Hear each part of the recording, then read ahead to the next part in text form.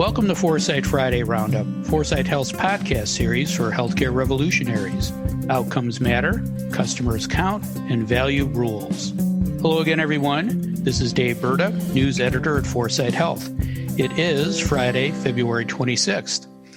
A quick shout out to my oldest son, Ben, who turns 22 today. Happy birthday, Ben. You make me proud every day.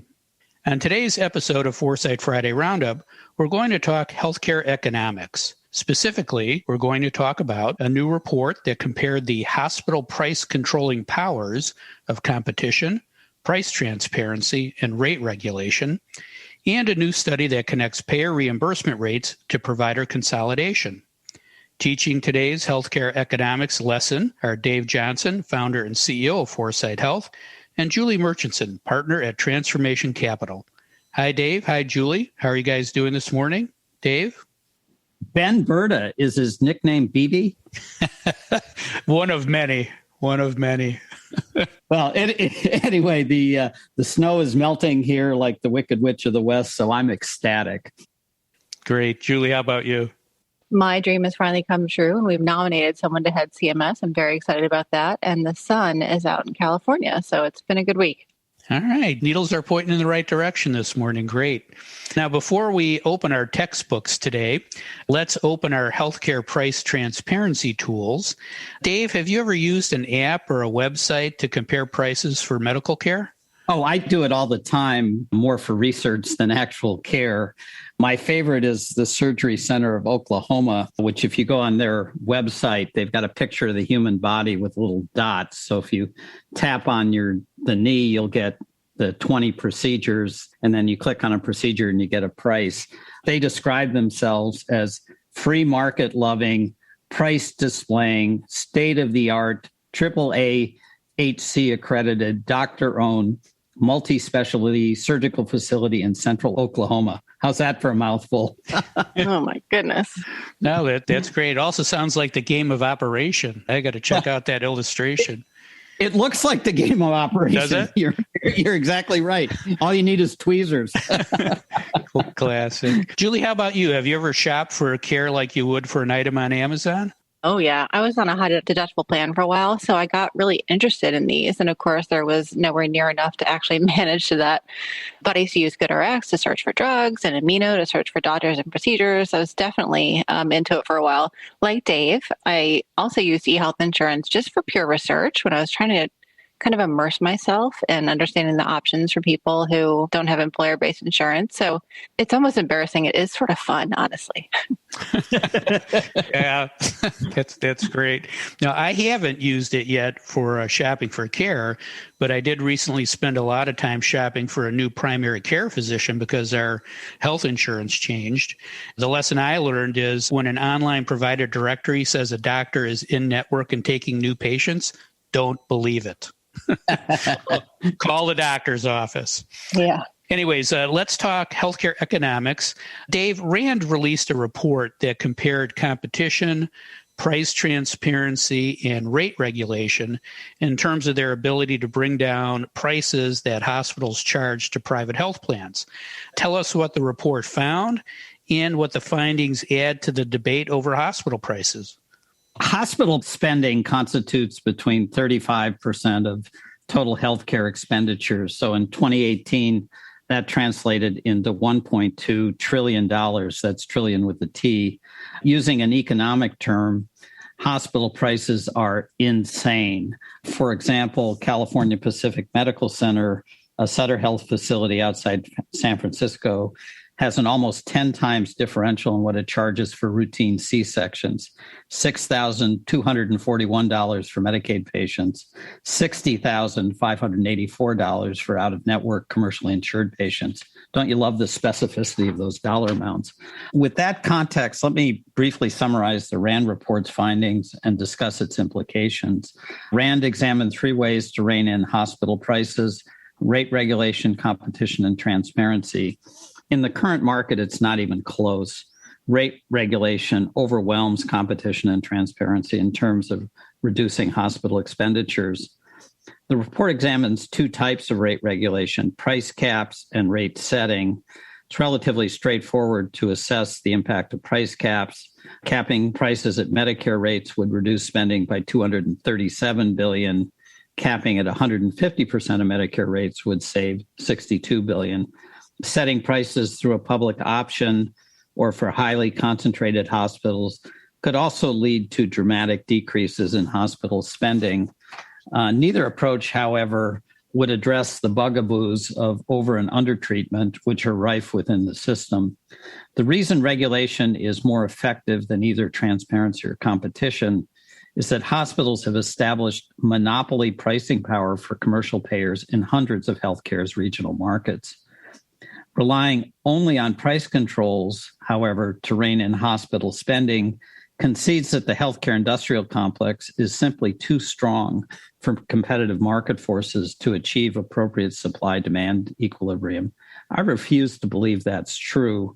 That's why we can't give up on price transparency, data interoperability, and other forms of regulatory interventions that level the competitive playing field, stimulate innovation, and encourage new market entrants.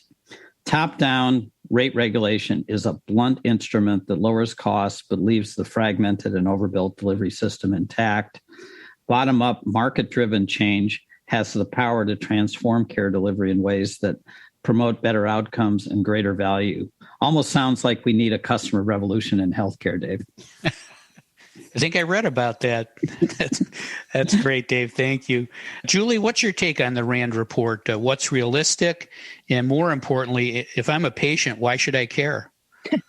Well, I agree with Dave on a lot, if not all of what he said. And price caps seem to make a lot of economic sense, but they can also be virtually impossible to pass politically, given the market-based implications that Dave talked about. And I've already seen associations come out in anger at the report. So while those kinds of caps can certainly keep providers from using their scale to negotiate prices, they can reduce hospital revenues in ways that, if not monitored closely, reduce access, can lead to hospital closures, certainly in communities for those that don't have a lot of options to begin with, and reduce care quality. One thing I noted was that Maryland is the one state in the country that has significant regulation of hospital prices. So I did a little sleuthing to figure out what's going on in Maryland. And I found 3 facts from about this time last year, January 2020, that made me think twice about what price capping does for consumers at the end of the day. So first of all, Maryland hospitals are ranked 46 in the U.S. in patient satisfaction, 46 out of 50. They're ranked 38% in patient safety, so that's also not so great. And Maryland is ranked 50th, that's 50th in emergency room wait times.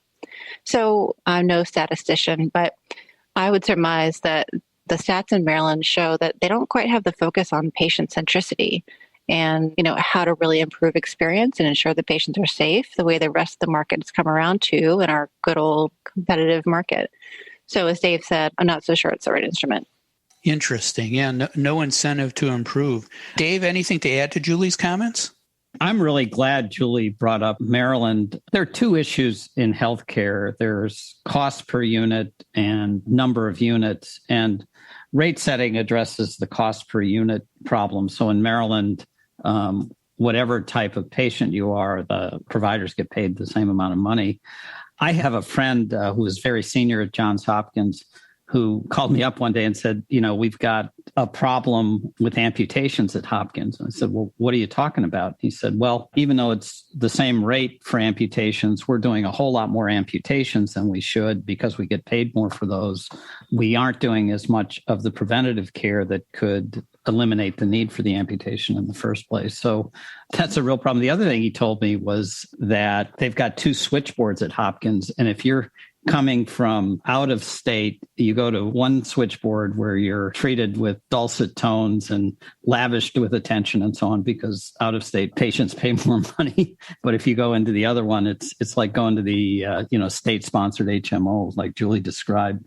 The only other thing I'd say is we're picking on hospitals here, but also payers can establish monopsony positions where they control so much of the market that they set prices.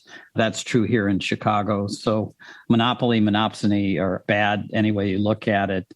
And the really scary thing is they tend to encourage one another. So where you've got a monopsony payer you're very often likely to have a monopoly provider. Thanks, Dave. Now let's talk about the connection between reimbursement rates and provider consolidation. Julie, a new study in health services research looked at Medicare site-based payments and hospital physician integration. What did the study find, and what does it say about aligned and misaligned financial incentives? Well, let's first talk about why they did the study. And as many of our healthcare nerds know, this trend of hospitals acquiring physician practices has been on the rise since 2007. And this is not our first rodeo, not our first wave of this. Mm-hmm. We're up 20% or more across some specialties. And while this so-called vertical integration typically means higher prices, the evidence suggests that it doesn't necessarily mean better results. Researchers really wanted to look at the role that Medicare specifically is playing with its payment approach to driving vertical integration. So, what they found is Medicare does in fact pay higher fees for a practice that integrates with a hospital. So Medicare would on average pay a physician about 80% more, which translates to about $100,000 per physician per year, if their practice were owned by a hospital versus a physician. And that physician is really not likely to see any of that higher payment for their services. So the hospital is really using this as a revenue stream for them. Gosh, Dave, we are picking on hospitals today. Now, this certainly varied by specialty, of course. It was more prevalent in primary care and some of the medical specialties, and certainly not surgical. But their conclusion was that Medicare payment is a factor that may be driving provider consolidation for certain specialties and hence higher costs. So they'd recommend tougher antitrust policies to address it. But of course, many have found that antitrust policies alone are not doing the trick. So I'm not sure that's the solution. End of the day, Dave, CMS should be trying to cut costs, not increase them. So we do have a misalignment problem inspired by what we just talked about, scale-based negotiation advantages. Thanks, Julie. Dave, if this study was on your syllabus, what would be your 3 takeaways for your students?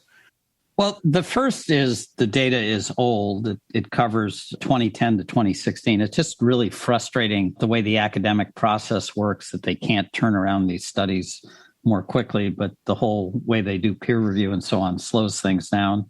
The second finding is that in this particular case, it doesn't matter. As Julie said, we've been down this road before. Health economist Joe Flower has 2 iron rules for healthcare economics. The first is people do what you pay them to do. And the second is that people do exactly what you pay them to do. So it's really not a surprise that organizations that can make more money by doing this type of vertical integration are choosing to pursue that option, eyes wide open. Now, big picture, vertical integration supposedly is a good thing, like Julie suggested, because it enables an organizations to enter into risk-based contracts more effectively. However, vertical integration by monopolist hospitals is dangerous because it provides ever greater pricing power that's often divorced from outcomes. Ipso facto, monopolies, monopsony, bad. Competition, level playing field, good. Let's do change and regulation that fosters the latter. Thanks, Dave.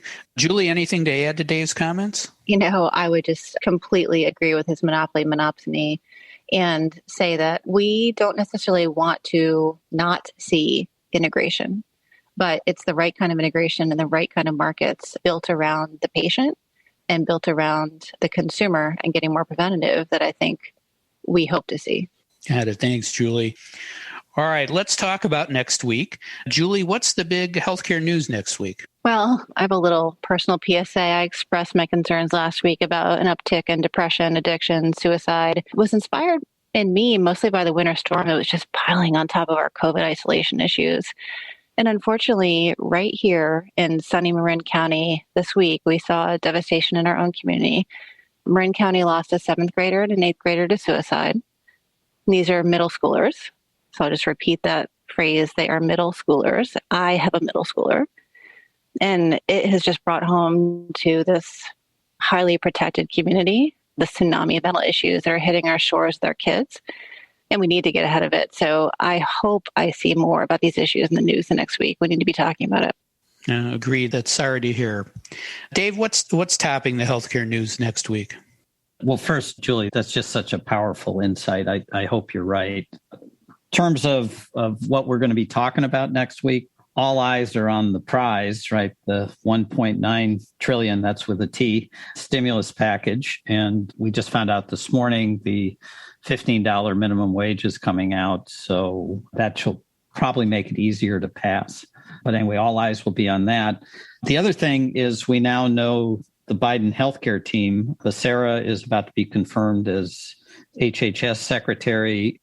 Chiquita Brooks-LaSure going in as CMS administrator, Liz Fowler as head of the Centers for Medicare and Medicaid Innovation, CMMI.